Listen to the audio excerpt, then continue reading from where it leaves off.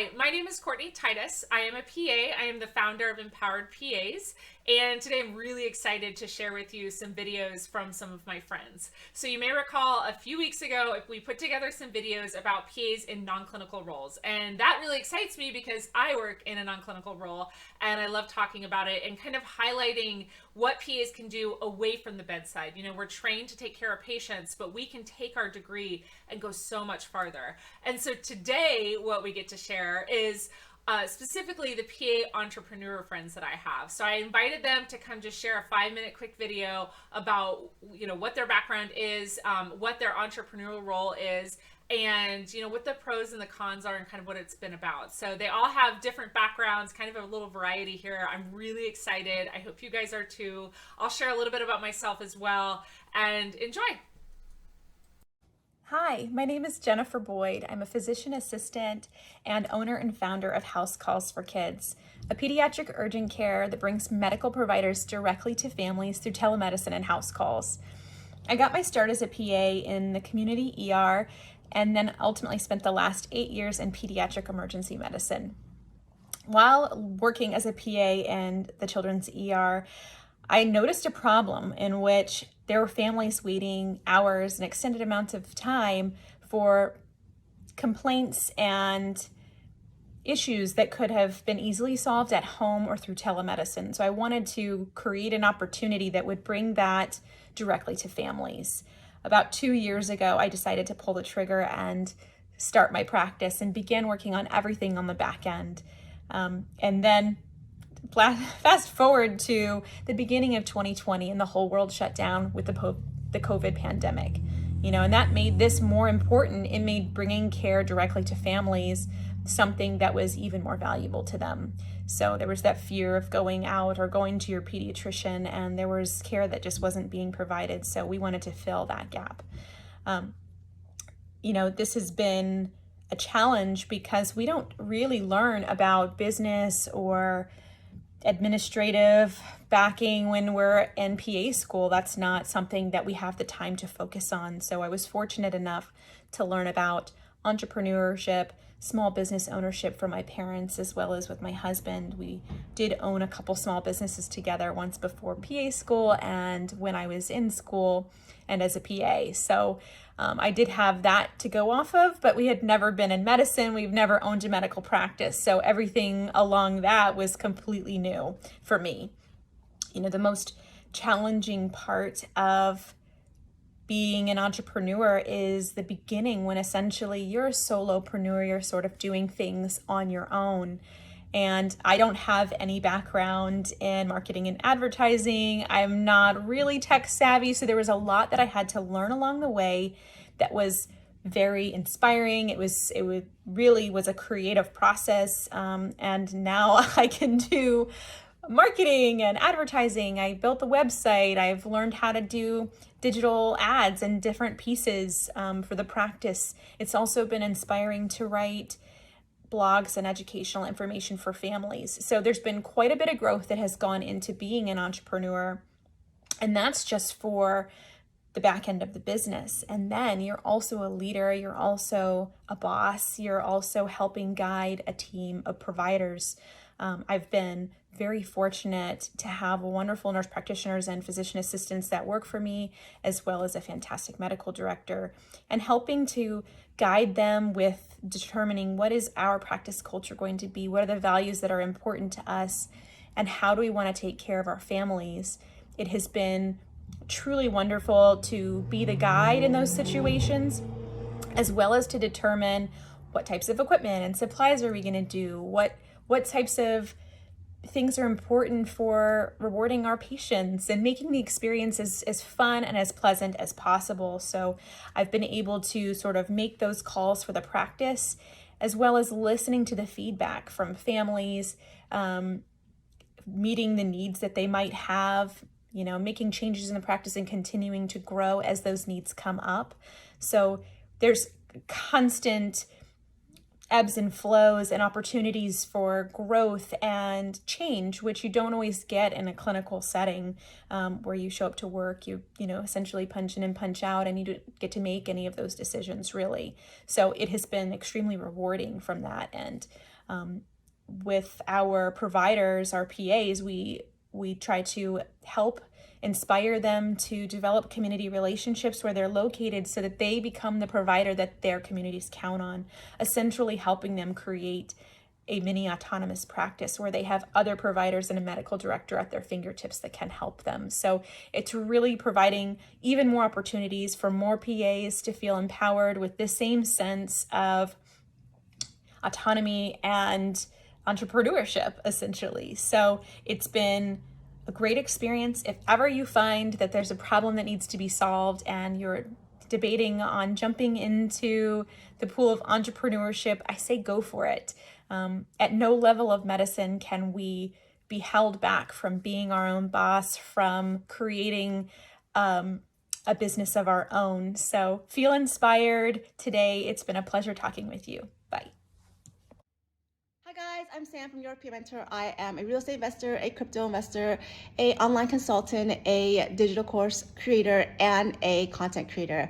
My journey into entrepreneurship started last year, but honestly, I got into personal finance about 5 years ago when I was deep in debt, $150,000 in student loan debt after PA school. I paid off my debt in 5 years, and after that, I was bit with the investing bug. I learned so much about investing through podcasts and reading, and once I became debt-free, I started going really ham on investing into real estate, into crypto, and through this, I have been sharing my experience and my journey on social media. I've been talking to a lot of people in the personal finance space and was really motivated to just share my journey on social media.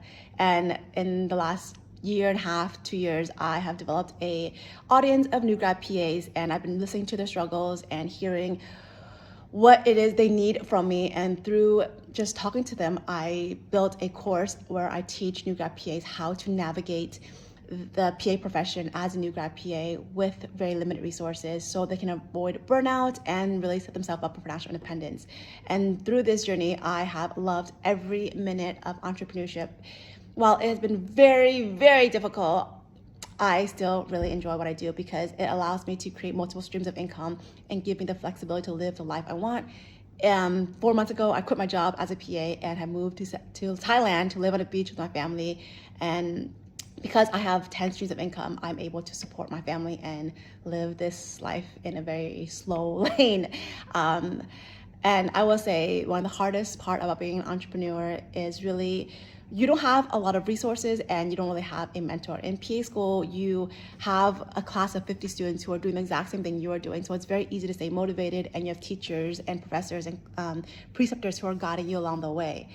As an entrepreneur, you really don't have that many resources. So you're forced to find those books and those podcasts and really discipline yourself to learning all these new things. And when you are a solo entrepreneur, you're doing everything. You're wearing multiple hats. You're an accountant, you're a lawyer, you're a content creator, and it gets very overwhelming really quickly.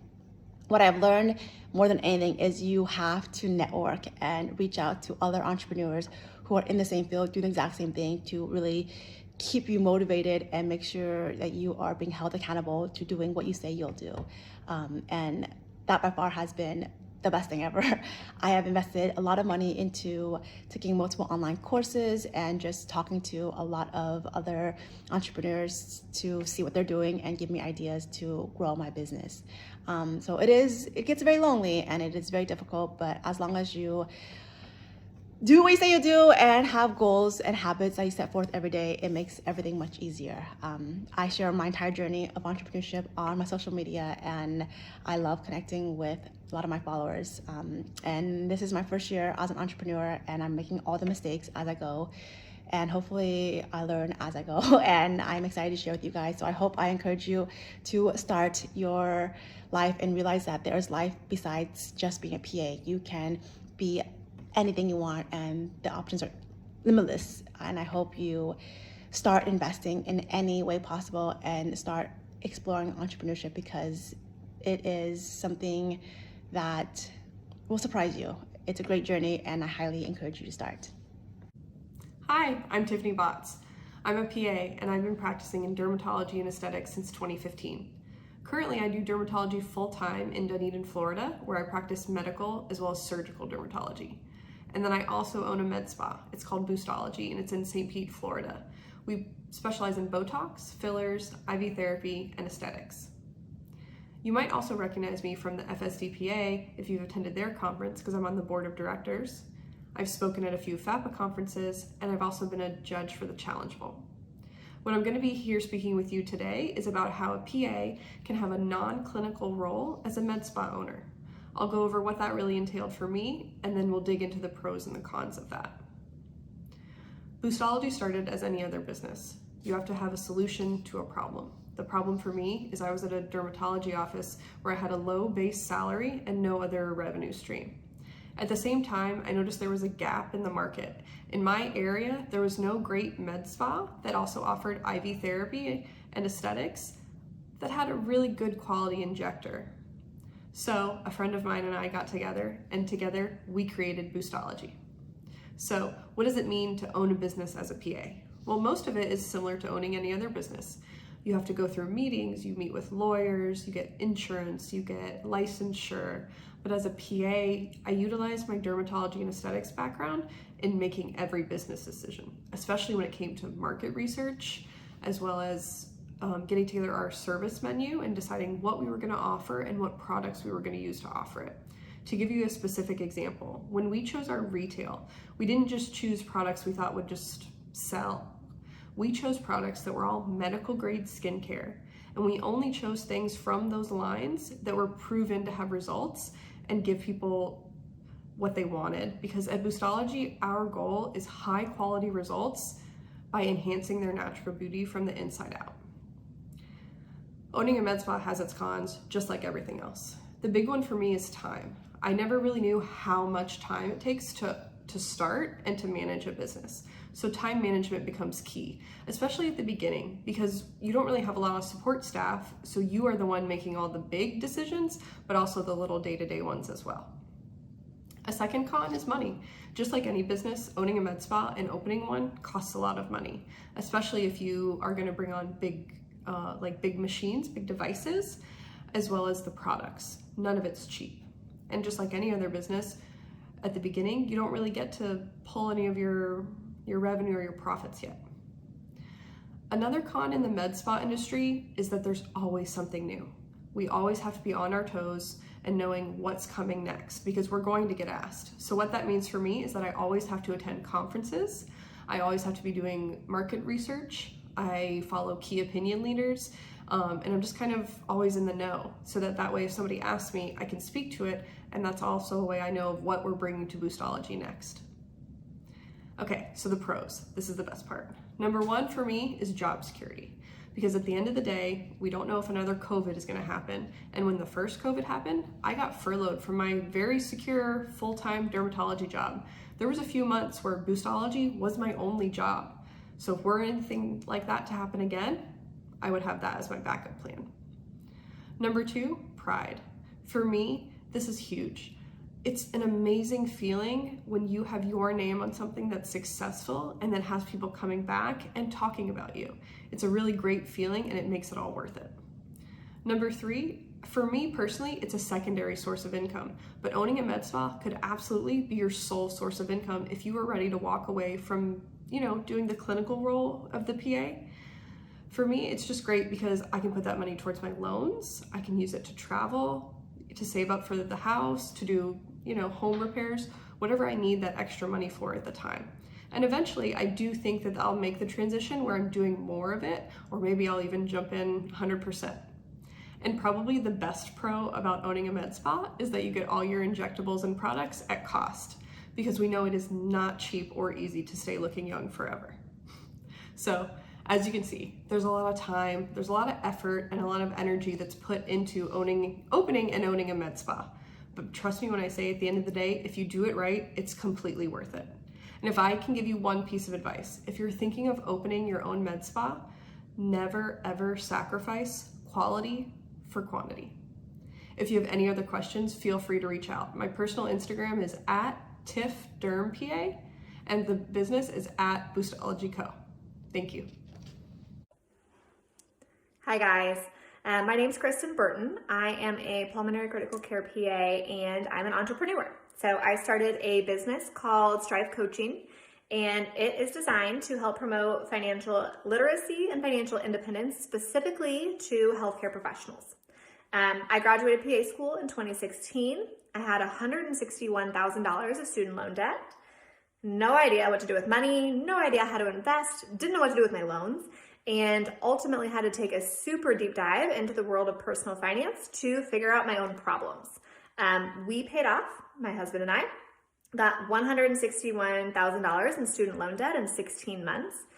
We then paid off our house in 2020, and now we are investing our way to being financially independent in our early 40s. This has all been possible through hours of self-education and teaching myself all sorts of things. So now I spend my time teaching other healthcare professionals the same stuff so that they don't have to walk through what I walked through.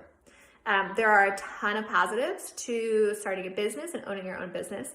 One of the huge ones for me is just growth. Like, I love the process of learning all of this stuff. Business ownership is a completely different skill set than clinical medicine. And for me, it's fun and it's a great challenge to have to figure it out and learn about marketing and accounting and all of this kind of stuff and business entities. And I love the process, but if you are not a fan of that, it may end up being a con for you. One of the other huge pros is that this is something that I can do whenever, wherever. So I have a newborn daughter, and this is something that I can do like from my laptop while she's napping. And I get to spend days at home with her and still feel like I'm doing something growing, doing something fulfilling in my time at home. So those are huge pros for me. Plus, it's an additional source of income. Cons, of course, are that it's work, right? I could be spending that time binging Netflix shows or doing something completely different. And that's probably the number one thing. The number two thing is risk, but for me, the risk is less than some other business owners because I still have my full-time job as a pulmonary critical care PA, so I still have my consistent source of income. If I had taken a bunch of business lines of credit or I had quit my job to do this full-time, that would increase my risk. So risk, I think, is one of the big downsides to entrepreneurship, and just the fact that you kind of have to rely on yourself for your income if it's your full-time gig. The great part about entrepreneurship is it doesn't have to be. Plenty of healthcare professionals that I know have started businesses on the side and built them up over time with less risk because they were still working at their primary job while they did so. So ultimately, 12 out of 10 recommend entrepreneurship. And this is one of the coolest parts of being a healthcare professional, is that there are so many different ways that you can impact the community and the world of healthcare at large in a whole bunch of different ways through entrepreneurship outside of just doing your main clinical role. I think that's it. Hope that's helpful for everybody. Nice to meet you guys. Hope you have a great day. Hi everyone, I'm Laura Francisco. I'm a physician assistant, and I was honored to be asked by Courtney Titus from Empowered PAs to tell you a little bit more about my non-clinical role as a PA and my path, how I got started, and the details that surround that. So I knew I wanted to do inner city emergency medicine long before I went to PA school through different volunteer opportunities that I found in Atlanta when I was at Emory and later in New York. And the program that I chose in New York and Queens allowed me absolutely to do that. So graduated from PA school in 1999 and was able to secure a job at the same location as my ER rotation and my elective rotation. Huge honor, loved it, worked there through 2002, and after 9/11, made the decision to be closer to my family, which had since moved to California. So moved out to California, started at the polar opposite of my inner city ER job, working at a hospital ER, both peds and adult ER in Orange County. 1997 when I first was asked to buy my first set of scrubs and lab coat, through 2002, 2004. And during this time, I was just fascinated with many athletic apparel companies transitioning from kind of what we know as sweaty sweats, like where you just get dirty and grimy and you throw them in the wash, to actually a performance-based garment made from highly specified yarns that really do something for the wearer. And I thought, why not apply those same principles and find something extremely applicable to someone working in healthcare. So in 2008, it was May of 2008, I was able to launch Metabolic with the initial concept that female clinicians were the only target of this business. I felt that men would be able to and happy with the unisex garments, scrubs, lab coats that they were issued. It was really women was my initial focus, that there was this absolute gap of non-existence between a plethora of nursing scrubs and the unisex scrub sets that all female and male clinicians are forced to wear, and that those were not flattering, comfortable, appropriate in any way for the female clinician. So what do I do as a non-clinical PA? Aside from getting Metabolic started in 2008, still to this day, I provide all the design inspiration for all of our products, both men's and women's. I design, formulate, work with the mills for all performance fabrics from scratch. They're not off the shelf. They're all extreme design innovation, where we're combining performance yarns that have never been combined before, trying to make them do something specific to our wear. We're not athletic. Medical apparel requires different foundations in the fabric, both the face, the front of the fabric, and the interior of the fabric. And it's my job to explain the necessity of that and to research, and innovate and ask and push, for these yarn combinations to be done successfully, and to be patient while we go through those processes. I work extensively with customer experience. I do all new product introductions. I work on trainings for new employees for them to understand the mentality of our customer population. Another big aspect of what I do is my involvement with fitting. So in addition to providing significant inspiration for the designs and new product, I sit in on the fittings with the professional fit models who I have long-term relationship with, and bring my knowledge of what the garment needs to do for the specific wear that we are providing the product for. My greatest contribution is that we are clinician founded, and that my role within really all departments remains very strong. And so I bring a clinical voice to the business and a clinical understanding. And I have that pulse with what's going on in the communities, so that I can bring that to our teams and provide proper perspective and sensitivity and ideas and creativity related to that. And I think there's a lot of opportunity for PAs non-clinically, bringing that perspective, that understanding that just if you don't have it within a company that sells that type of product, you're lost. You're never quite there. So Courtney asked pros and cons of what I do. Woo, that's a big question. So cons, it's really a tough thing.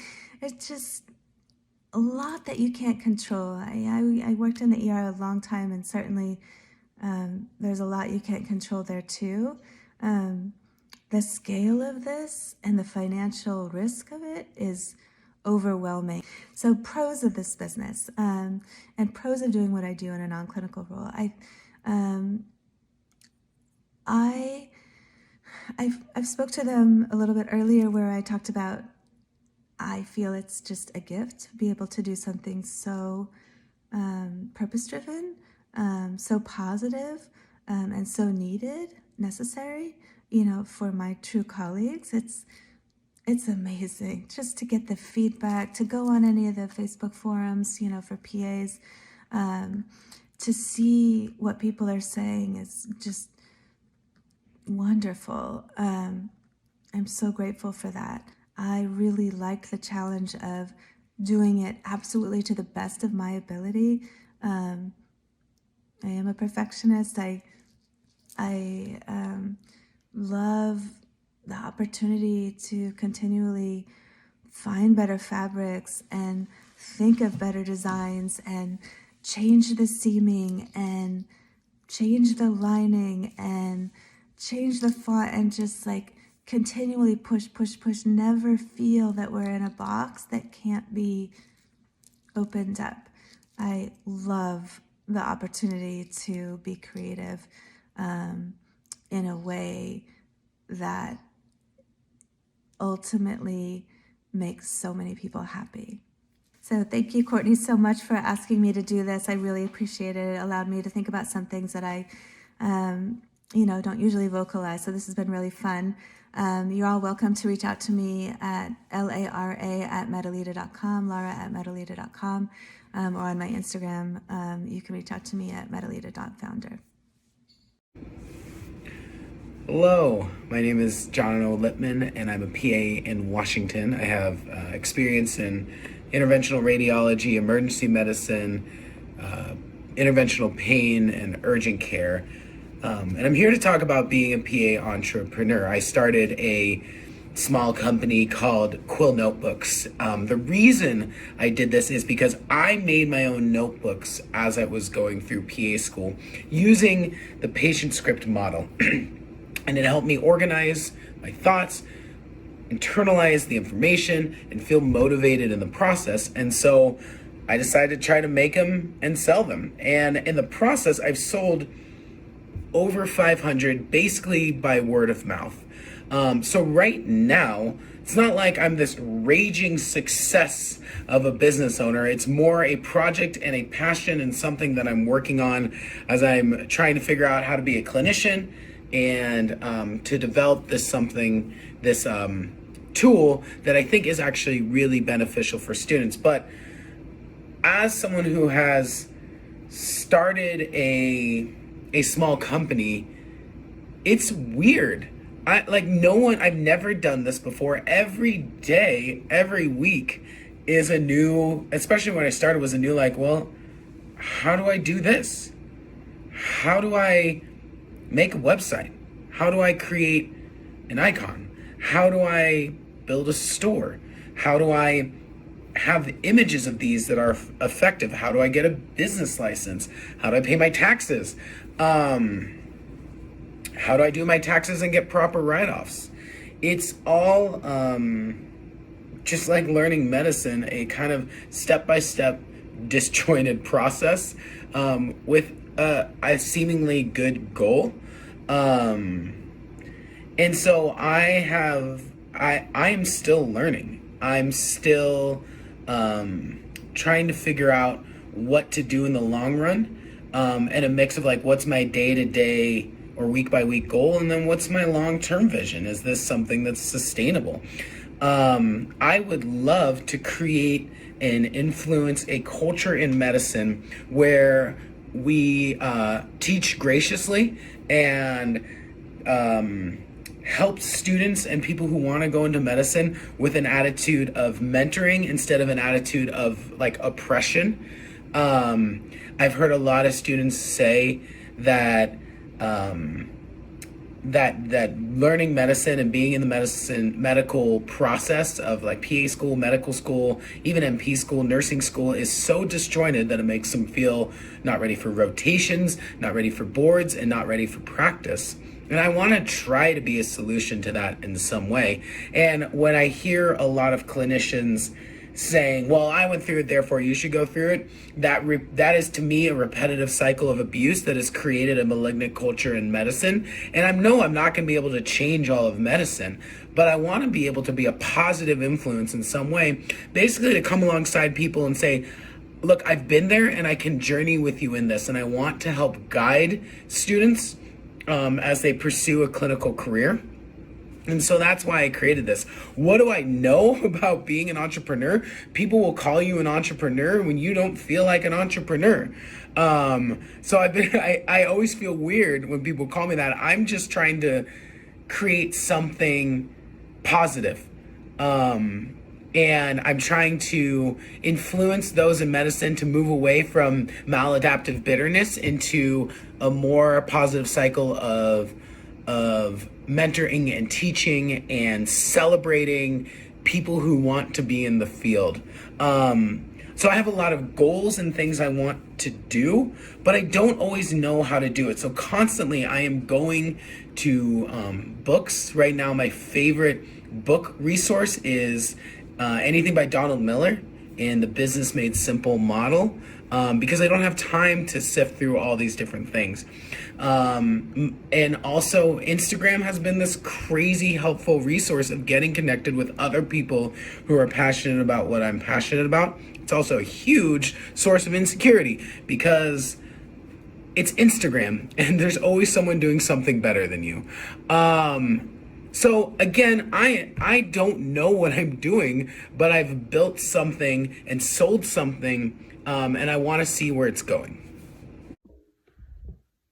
Hi, I'm Catherine Werner. I'm a physician assistant, and I'm also the owner of White Pine Mental Health and Wellness, which is a telepsychiatry practice. I've been a PA since 2007, and early in my career, I had the experience of either starting or growing medication programs at several counseling and social work agencies. And I really loved that. I loved kind of the organization and the business side of it, and just getting to really use my brain in some different ways.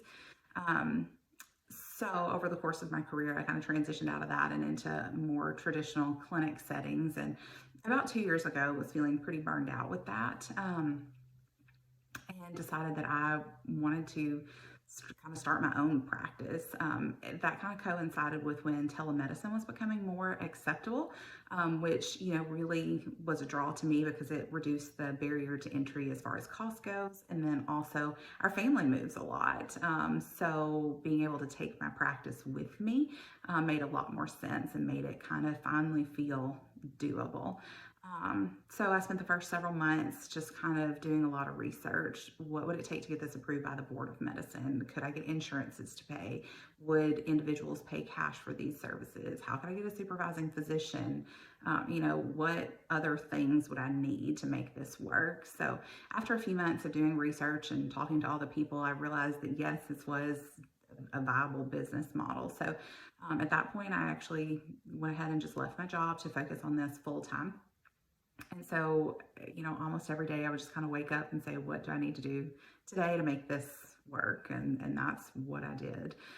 Just kind of plugged away at all the little to-do lists until they were, eventually done enough to start seeing patients. And so now, 2 years later, I have, really a growing practice that's mostly functional. I work about 20 hours a week. I would say about half of that is admin at this point, about half is clinical. And I really love it. I love that I'm able to structure kind of the patient's experience in a way that really is good for them, in that, they can schedule quickly, they can talk to me directly, they, don't have to wait anywhere for their visit. I like that it works really well for me as a person, also as a mom. Like I said, I can run and do dishes. I can schedule my day where I'm done to pick up the kids, or if it's Christmas break, I just, block out the schedule, which I love. I also love, using different parts of my brains and getting to be really, creative and in that way. So those are the things I really love about owning my own practice. Things I don't so much love right now, I still have to be very actively involved in all the parts of the business. I have an assistant now, but I still, answer the phones, do scheduling, check the billing, all of those type of things. That's kind of the next place we're going, is streamlining and creating processes. So hopefully I can step away a little bit more, but that can get a little wearing or a little draining. So that's kind of what it's like to own a practice. If anybody has any questions or wants to chat, I love networking with other PAs and talking about business stuff. So I'd love to connect. Hi, I'm Shafali Ravula. I'm a PA, and I am now the founder of Precision Metabolic Health. And I am asked to discuss sort of how I got here in this entrepreneurial journey. And it was a long one, and it still will be. There's a lot that the future holds, it seems. So I have been a PA for a really long time, and worked in various settings, a little bit of inpatient acute care, followed by conventional outpatient gastroenterology practice for a while. And then I actually decided to raise my kids for a little while and stay home, and did that for a little while. And I actually then started teaching cooking classes quite right away as a hobby, really. And this was, 15 years ago. And the hobby became a bigger hobby. And then I would spend all my spare time while I wasn't raising the kids, working on, just really cooking classes, and kind of became a food blogger and a food writer, and, was writing for food magazines and etc. And I almost thought I was going to just turn that into a second career, and thought that I was leaving my sort of PA background, to history. And inadvertently, I even let go of my license. I think I had like mom brain, I don't know what.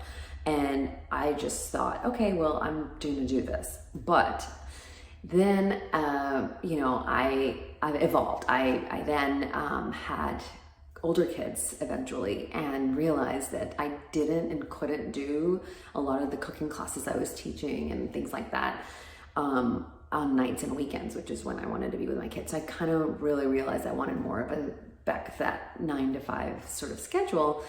And more than anything, because I started teaching cooking classes that were food as medicine, and I started studying even more intensely about nutrition and lifestyle medicine. I started doing trainings and certifications. I started going to nutrition conferences. I started doing CME courses. I started learning about functional medicine and integrative medicine. And I realized that I just had to come back to clinical work and bring this in conventional medicine. And I thought that I would try doing that with gastroenterology again, because where else would that be a best fit than a conventional, GI practice, to bring in this whole concept of food as medicine, lifestyle medicine, and also really having had functional medicine training, trying to really have a root cause approach to helping people rather than the therapy approach only. I mean, I fully believe in both, and I'm truly more integrative than anything. But so I went on this journey and went back working for the same GI group that I did, and I found that it was very, very difficult to do as much as I wanted to do within the constraints of a very large practice. And maybe I would have had better luck in a smaller practice, but with a larger group that already had a great, its own foothold on, the community and sort of branches and people, it was more of a system, and it was really hard to make changes in that system. And so the pandemic happened, and I was sort of at a crossroads of, okay, do I actually, by then I met many peers, many functional medicine peers, many PAs, many NPs, many MDs that were starting to do their own practices. And there weren't a large number of large groups that you could join. And I had a lot of the academic training, but felt like I wanted more clinical training. And so I jumped ship and went to work in integrated medicine for a urology practice, which you would think, oh, I did a lot of urology, but I actually didn't. I was doing a lot of internal medicine, a ton of nutrition, a ton of obesity medicine. I then started doing a little bit of coursework in obesity medicine and understanding metabolic dysfunction. So that's really what I was doing, was a lot of that. And I was still seeing a lot of digestive health diseases because people were coming to me thinking, oh, here's somebody doing functional medicine on an insurance model and she has GI experience. I'm sending my patient to her. And so I would end up seeing a lot of IBS and SIBO, some fatty liver, along with, everything else. So it was just a hodgepodge of a lot of things. And after a couple of years, I just realized that this is very difficult in a conventional practice to do what I really needed to do with these people. And if you know anything about sort of this holistic approach or functional medicine, you know that it's a therapeutic relationship with the patient and that it requires a lot of time. And so I wasn't able to do that in conventional medicine. And so I decided to go, I worked with a PA business coach. I've had a functional medicine business coach. And these were like one-off sessions or sometimes a series of sessions, but the PA business coach really helped me fine-tune me and my personality and my, like, what is it that drives me? And it was just a great experience for me to work with her to realize like who I am and what I really want out of life. And so it was like a career coach for sure. And then, so anyway, now the last, month or so, I'm totally not employed by anybody and I'm building a practice and I'm launching this week. And I'm super excited. The journey's been awesome. I can't tell you how passionate I am about this. And I think what pivoted me to making this jump was, one, again, not being able to do what I needed to do in the conventional practice and not getting paid for my time or my brain, I felt, but also a virtual practice. And then the other main reason was I feel like at this stage, I think that if I didn't try this, I won't know ever. Like if I don't do it, I just won't know. And I think I will always wonder, what if I had tried? And so I'm okay to fail. I'm ready to succeed, but I'm okay to fail because I just need to do this for me. So, and so anyway, I hope that's helpful to any entrepreneurs out there. I think the passion is what drives it all. And I think I learned that from a lot of my coaches. So again, my name's Shefali Ravula. My website is Precision Metabolic Health. That's the name of the practice. And here's to a good year, I hope, and a good 5 years and longer. Take care. Bye-bye. Hi, I'm Casey D'Amato. I am a PA. I've been a PA since 2003. I'm also a serial entrepreneur. I've started multiple businesses and even sold a business. And now I'm able to spend most of my time as my role as president of Certified PA Consulting, and which is super rewarding. So what do I do and what does that mean, being president of Certified PA Consulting? Well, I am an executive career coach as well as a business consultant. And what does that mean? What do I do on a day-to-day basis? Well, there isn't really a typical day, but if I had to describe one, I am developing some kind of content, educational content, whether that is a speaker program, if I'm speaking at a conference or to a group, or maybe I'm recording for an online course that we have at Certified PA Consulting, or maybe I'm working with a PA one-on-one in a private session. And what I'm doing during all of that is I'm teaching PAs how to successfully negotiate from a business perspective. Because of my vast experience as a business owner since 2009 and owning multiple businesses along the way, I help PAs understand how to negotiate from a business perspective. And I also, because I'm also a certified life coach, I help PAs navigate career changes, whether that's within clinical medicine or to something outside of clinical medicine. And of course, I help PAs who want to learn more about business, whether it's their micro business within a bigger entity or even starting their own business. And so on a day-to-day basis, I am creating some kind of content, whether it is a webinar or a PowerPoint presentation or an online course. I'm working with my team. My team consists of about 6 people, and that we're all virtual, and we're creating something, or I'm working with somebody one-on-one, which is typically on the phone.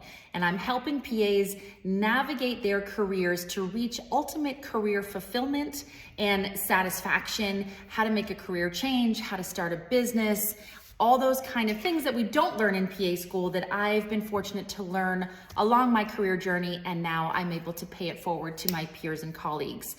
So what are the pros about what I do at Certified PA Consulting? Well, I get to help so many PAs every single day, every single week, on a monthly basis, helping hundreds of PAs in an objective way create a step-by-step career path to career fulfillment and prosperity, and helping PAs really understand what they want out of their career and how to make that happen and really bring it to life. So it's super rewarding, and it's really fun to help people really be happy in their career path and not feel frustrated or that they want more respect or more money or all those sort of things. And we help people work around all those challenges and find career fulfillment for you, because everybody's different.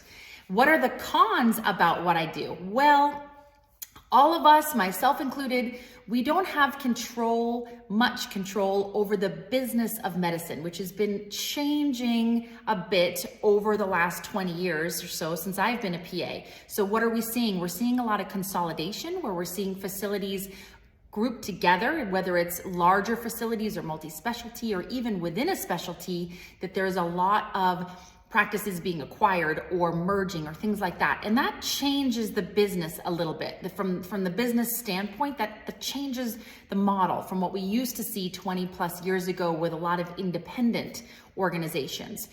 So that's one thing that we're navigating around. The second thing is EMRs and the changes in the regulations of documentation and the time that is required to execute chart noting and things like that.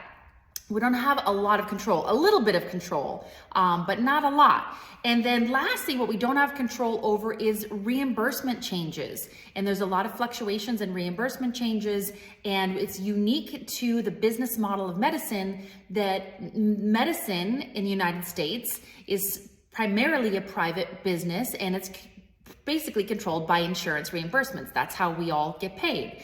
And we don't have a lot of control over those reimbursements, not really. So that's the con to what I do, is navigating a constantly changing landscape in the business of healthcare in the United States. But even with that, I wouldn't change anything about my career path, clinical and non-clinical. I've enjoyed immensely my career path as a dermatology PA, as well as my entrepreneur journey, owning multiple businesses. And now I'm fortunate to be able to be at a point in my career where I can pay it forward and serve my peers in my community and help other PAs understand more about business, more about negotiation, more about navigating career changes to find that ultimate career fulfillment and satisfaction and hopefully prosperity. And so it's super rewarding. I'm very grateful for my career path and my journey clinically and non-clinically. I hope that I'm able to meet you and work with you one day. What's the rat race? To me, the rat race is an hourly wage. What do you mean by that, John? Well, to me, being a PA feels a little like being in a rat race. You know, you make $1 per hour salary, which really leaves you 2 alternatives if you want enhanced prosperity. It's either you get a higher rate of pay per hour or you work more hours. It's very simple. You know, for a long time, I worked a lot of hours. Now, as an entrepreneur, I'm able to generate revenue outside the rat race. I'm able to generate revenue that can scale and grow a life that I'm super proud of and happy with. You know, they say, the entrepreneur It's the only person who gives up a 40-hour work week to pick up an 80-hour work week. You know, when you become an entrepreneur, you're always working, but I'm in control of my destiny. I'm in control of 100% where I go and what my future looks like. And that's why I think I'm so attracted to the entrepreneur. And remember, entrepreneur means bearer of risk. That's what it literally means. You know, to be an entrepreneur means you take on significant risk, but I also love it. Now, let me give you a bit of humble bit of guidance. Two things I would suggest to you. You'll have some people say, hey, you know, you want to take the island, burn the boats. That's not what I did, and that's not what most entrepreneurs do. They don't just go for it and put a lot at stake, put your family at stake. Most people kind of start a side hustle that they do outside of their full-time job, and they work to build that and grow money. So if it fails, at least you got your job, okay? I would never recommend someone does something to put their livelihood or the family in jeopardy if they can help it. I just don't recommend that, and I sure didn't do that. Second thing is, there are a lot of physicians who go on to leadership roles or business owners, and they're horrible at it. They think they're good at doctors, so they can, good at medicine, so they can be good at business. Business takes study. You have to study business like you study medicine. You know, how to develop core values and have a vision and a mission and hold people accountable in finances and HR and the legal aspects. You really need to know this stuff, and that means studying. Now, I do not believe you need an MBA. You don't need an MBA. MBA is a little bit of an interesting degree if you're an entrepreneur. There is a book called The Personal MBA. You can learn everything you need to know about being an entrepreneur from that book. But for me, I've always had a coach. I've always had someone who's mentored me to higher levels. You know, I know that I'm very limited. And I'm reasonably good as a PA in medicine, but then again in business, I realized, boy, I'm not very good at that. There was a guy named Jack Daly. He's a sales, guru. He said something to me one time that was very powerful. He said, I do three things. I lecture, I travel, and I have fun. That's what I do. And his point was that he outsourced the things that he wasn't good at. When I really started growing my businesses, I realized, I'm a reasonably effective lecturer. And I can get people, I can teach medicine, I can teach business principles in a way that people get. I'm not really good at managing the website. I'm not really good at finances and all the bookkeeping and the financial paperwork. So I hired people into those roles that allowed me to be better in my role. So I made sure that I looked at the high performance activities that only I could do. I can only do these. A lot of other stuff I can outsource, and therefore I can put more of my time and energy into things that I'm really good at. And as a new entrepreneur, if someone's growing, you have to do everything. That's just the nature of the beast. Businesses come in life cycles, just like an infant does. If a 2-year-old is wetting his bed, well, that's a normal problem at that stage of development. If a teenager's wetting the bed, that's a pathological problem. So there's a trajectory of businesses. At certain points in the business, you have certain predictable problems. That's normal. That's healthy. If you have an initial cash flow problem, don't get beat up over that. Well, that's a normal problem with early businesses. If you have a mature business, typically the cash flow isn't the issue, but you have a process issue. Okay, well, that's a normal part of the business. So guys, I love being an entrepreneur. I'm glad to help any of my PA colleagues. If you want to be an entrepreneur, if I can help you. Failing to plan in detail is how most businesses go under. You really got to look at your market conditions, your profitability, your value added, what you're offering to the public. Good luck. God bless. It's a great life. Hi, so I'm Courtney. I founded Empowered PAs, which is technically an LLC, and so I am also a PA entrepreneur. But unlike most of the videos here, I feel like I'm the baby entrepreneur, right? I'm relatively new. I don't have the clear vision or product or service that many other people in these videos have. And I wanted to share my story specifically because if you are still watching these videos, there's a chance that you haven't completely fleshed out what you're interested in. And I wanted to let you know you're not alone and you don't have to have it completely planned out in order to start. And so let me tell you a little bit about what I am and what I've done so far. So First off, I founded EmpoweredPAs.com, which is a website. It started as like a WordPress blog, and I moved it over to a website mostly because I wanted a little more creativity. From a creative side, it was really fun. It was like a hobby. And then that kind of grew. I got some attention from really amazing PAs who were like, this is really great, and they wanted to share more. And so I started doing like blog series, so like a leadership series and a day in the life series. And then I started building out some resources for PA students, some links and videos and things for PAs who are practicing, but also in a variety of different specialties, you know, just what my favorite resources were. And so as that grew, I got a little more attention and started doing things in social media and started developing affiliate associations. And so as I moved into a website, there were some costs that were associated with that, right? You have to pay for like a domain and a host and all that. And then on top of that, I was getting affiliate links and people that I was connecting with. And so that back and forth of money made me realize I need to probably establish an LLC just to kind of make sure the bookkeeping side of it was completely, you know, on point and legal. So I decided that because of that, I would establish an LLC, also because I wanted to learn how to run a business. I'd never done that before. I didn't really have a mentor that could help me kind of deal with the nitty gritty. And honestly, experience is the best teacher. And so I thought, why not? Let's pull the trigger and do it. Even though at the time I didn't have an amazing business plan, and we'll talk about that in a minute. And I didn't have a product that I was selling specifically, nor did I really understand the implications of selling products.